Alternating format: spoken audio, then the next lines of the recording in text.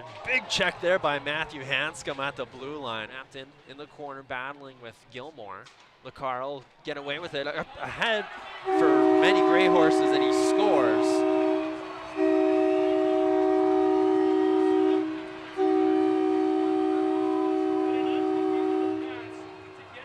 Many Grey Horses being in the right spot at the right time, being on the doorstep. Nice recipient of that pass from LaCar and Rampton out of the corner.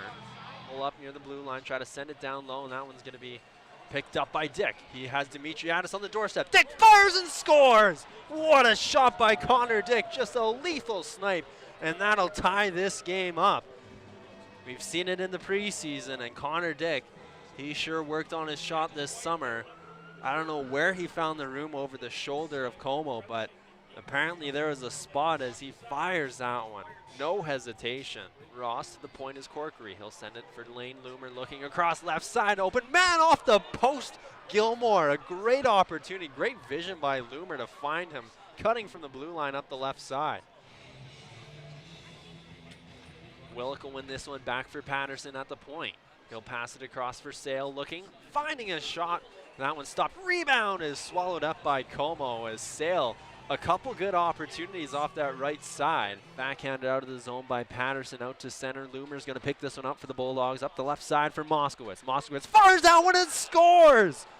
A laser beam of a shot from Moskowitz as that makes it 2-1 for the Bulldogs. Many Grey Horses down low. Looking in front. Veneman a shot and he scores!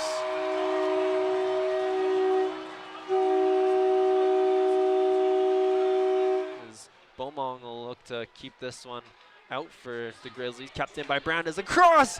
Knidig scores. An absolute blast from Josh Knidig. That's his first AJHL goal as a Bulldog, as a beautiful feed from David Brandes to find him alone on the right side. And man, he wired that one as that one is jammed behind the center post in the net.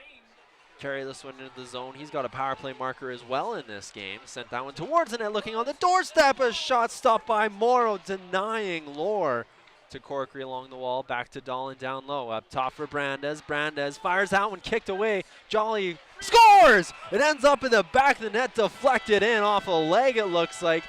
That could be Jaden Jolly's first of the season. It looks like it will be. Back to the point. Corkery a shot, that one deflected in front. Knidig a shot, second chance, steered away. Ross will pick up a loose puck. Ross behind the net, looking up top. Hanscom fires that one just wide. Loomer couldn't pull the trigger. A shot there from Moskowitz, a penalty on the way. This one up the wall for Jaden Jolly. Could be numbers here. Dick across to Brandes. 3-on-2 developing. Brandes across. What scores? Jaden Jolly tips that one home. That's his second of the game. A spectacular setup from the Bulldogs, as Brandes jumps in on the rush and finds Jolly on the back door. A nice little tap in for Jolly, and that makes it 5-2. And that'll do it here in Olds. 5-2. Bulldogs picking up their first win of the season, as Ethan Morrow picks up his first win as a Bulldog. A lot of firsts going on in this game.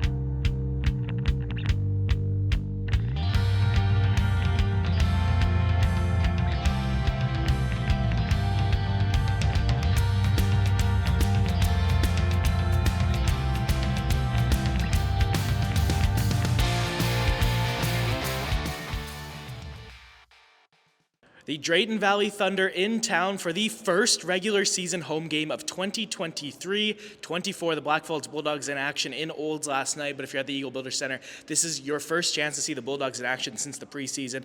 And the pregame interview is with head coach Doug Quinn. So Doug, you guys, 6 preseason games and 1 regular season game, obviously against the Grizzlies as the warm-up. How are you guys feeling going into this season? I think that we're still trying to figure out exactly what we have. Like I know exhibition is used to, kind of see what some of the new players could do, but a lot of our veteran guys were already injured, and so sometimes you miss having that measuring stick. So I think we're still kind of experimenting to see what exactly we have for our team. So I talked to Associate Coach Ryan Tobler right after the preseason. You guys finished with a 2-4-0 record, but he said that going 6-0 was never the goal in preseason, and that you guys just wanted to evaluate what you had, evaluate your players. So do you kind of echo that sentiment of the preseason was a good way to just kind of see who the players were and their best fits? Absolutely. As we've talked about, we're not trying to be the best team in September. We're trying to build something. A lot of it is exhibitions used to evaluate young talent and kind of see what you got. But yeah, we're starting to look and see what we have. We got some guys coming back from injuries, so yeah, we'll get a better feel as we get to the early parts of the season.